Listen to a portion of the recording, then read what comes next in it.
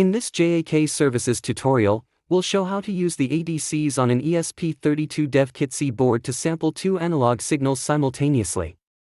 The board will be programmed in C using Visual Studio Code, and for debugging, the ADC readings will be displayed in Visual Studio Code's terminal as well as visualized using a serial oscilloscope application called Telemetry Viewer. In the analog front end, being just a mock-up for this tutorial, the signal on the secondary coil of TR1 is a 9 volts RMS 50 Hz AC signal. Since the ESP32 ADC input range is limited to 0 to 3.3 volts, the signal is first attenuated by the resistive divider formed by R21 and R22, reducing the peak-to-peak voltage to a safe level. This attenuated AC signal is then passed through capacitor C21, which blocks the DC component while allowing the AC component to pass. On the other end of C21, the AC-coupled signal is applied to a second resistive divider, R23 and R24, which establishes a DC bias of approximately 1.5 volts at the ADC input. The AC signal from C21 is superimposed on this DC bias, ensuring the waveform remains within the valid ADC input range. This has only a negligible effect on the plus 3.3 volts DC and ground rails because the supply capacitors present a low AC impedance, so any AC current coupled through C21 develops voltage primarily across R23 and R24 rather than in the supply rails. Likewise, for the second signal, originating from a current transformer connected through the terminal connector and not shown here, the AC voltage developed across the burden resistor R11 is AC coupled through C11 and superimposed on an approximately 1.5 volts DC bias at the second ADC input, established by the midpoint of the resistive divider formed by R12 and R13. The varistor RV1 protects the transformer primary from mains-borne voltage transients. On the secondary side, transient voltage suppressors D21 and D11 clamp over voltages originating from the supply and from transients propagated through the current transformer respectively, thereby protecting the analog front end and the ESP board. R14 and R25 limits transient current into the ESP32. The installation and configuration of Visual Studio Code with the ESP-IDF extension is not part of this tutorial, but in short you must download and install Visual Studio Code, search and install the ESP-IDF extension, and then run the ESP-IDF setup wizard to install the required tools and frameworks. The C program samples the two analog inputs at a fixed rate, processes them, and streams the results as CSV that you can either view via Visual Studio Code's terminal or via a serial oscilloscope application. One channel is read from GPIO 34, the other from GPIO 35, and we'll use an ADC one-shot driver to grab paired samples with timing based on the ESP32 microsecond timer. Additionally, this code adds three practical features: auto-ranging attenuation so we get the most resolution without clipping, DC removal so the signal is centered around zero, and a moving average filter to reduce noise. Next, we decide to capture 3 periods per frame, assuming a 50 Hz signal, where one period is 20 milliseconds, times 3 periods, gives 60 milliseconds total. Then we set the sample rate per channel to 10 kHz, so over 60 milliseconds we collect 10,000 samples per second, times 60 milliseconds, equals 600 samples per channel per frame. Finally, this example uses a 12-bit ADC resolution, so the raw range is 0 to 4095, defined as ADC full-scale counts. Two data structures and a global array are used to optimize the ADC attenuation levels. The sRAW_stats_T structure records statistics for a single channel at a single attenuation setting, while sRAW_stats per atten_T groups those statistics for both channels under one attenuation index. The global array, GSRAW_stats by atten, contains 4 entries, one for each ESP32 attenuation level, 0, 2.5, 6, and 12 dB. The ADC initialize function creates a single one-shot ADC unit on ADC1 and prepares it for sampling by initializing the driver with the ultra-low power coprocessor disabled, so conversions are controlled exclusively by the main CPU. Next, it configures two channels on the same ADC1 unit, channel A and channel B, where each channel is set up with its own independently supplied attenuation value, and both use a 12-bit conversion width. The ADC deinitialize function releases the ADC unit handle when attenuation changes during runtime, allowing the one-shot ADC unit to be recreated. ADC reconfigure is a convenience function that simply deinitializes and initializes again with new attenuation settings. After sampling, the raw ADC data is unsigned, from 0 to 4095. But many signal processing steps are easier if the waveform is centered around 0.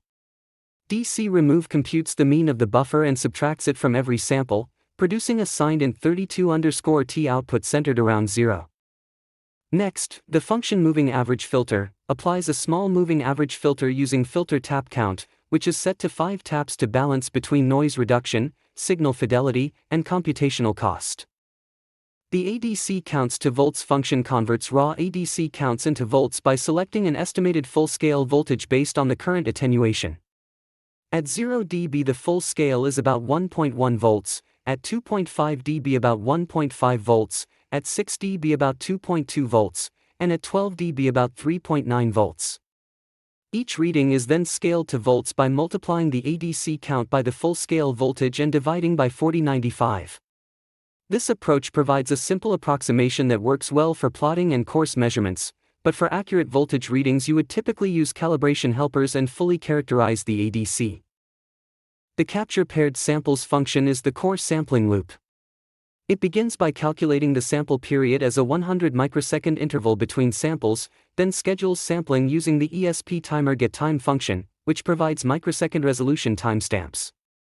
Inside the loop, the code waits until the next scheduled sample time using the ESP ROM delayUs function, reads channel A, then reads channel B, and stores both values into their respective buffers. This ensures that each buffer index contains a paired sample from channels A and B, taken as close together in time as possible. The auto-range attenuations function selects the most sensitive attenuation that avoids saturation, meaning no sample reaches the full-scale value of 4095. It starts both channels at the least sensitive setting, 12 dB, and then progressively increases sensitivity.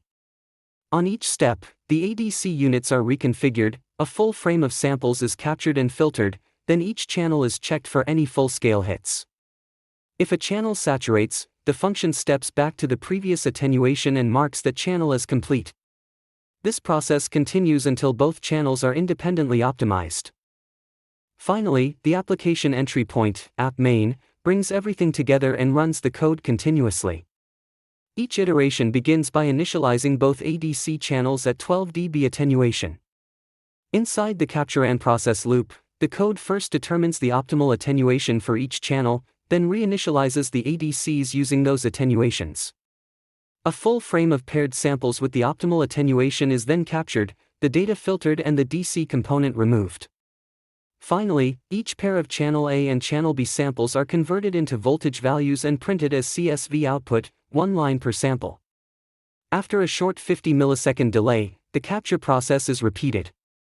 If the capture loop ever exits unexpectedly, the ADCs are deinitialized and reset to 12 dB before re-entering the loop. To clean, compile, and flash the code from Visual Studio Code, press Ctrl-Shift-P and run the command ESP-IDF, full clean project. Then press Ctrl-Shift-P again and select ESP-IDF, build, flash and start a monitor on your device.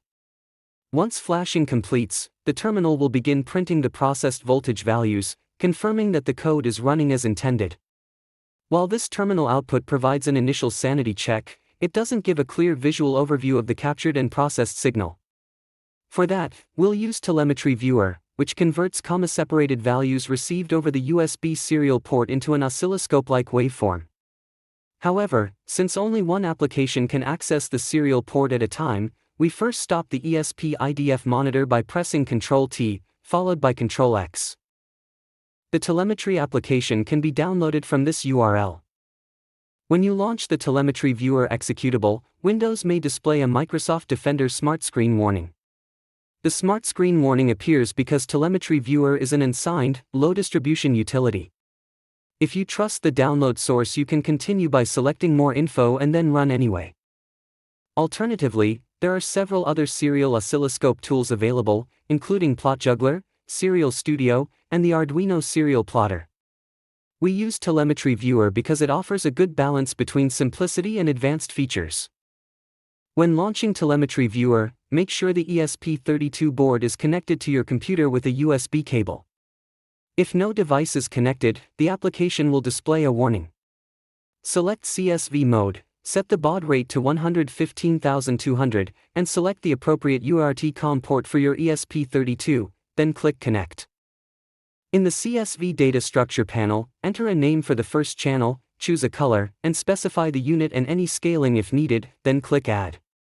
Repeat this process for each column in the CSV data being sent over the USB port, and when finished, click Done. In the next window, drag to select all of the rectangles to display the oscilloscope view. In the Data section, enable the channels you want to display, and they will appear in the plot window. To zoom in on the time domain, reduce the number of samples shown, and to capture a single triggered waveform, click the single button in the Trigger section. Finally, our mockup looks like this. This tutorial and related resources, including the C source code and pertinent links, are available in the Tutorials section of the JAK Services website. If you found it useful, please do not hesitate to support us with a like and a share.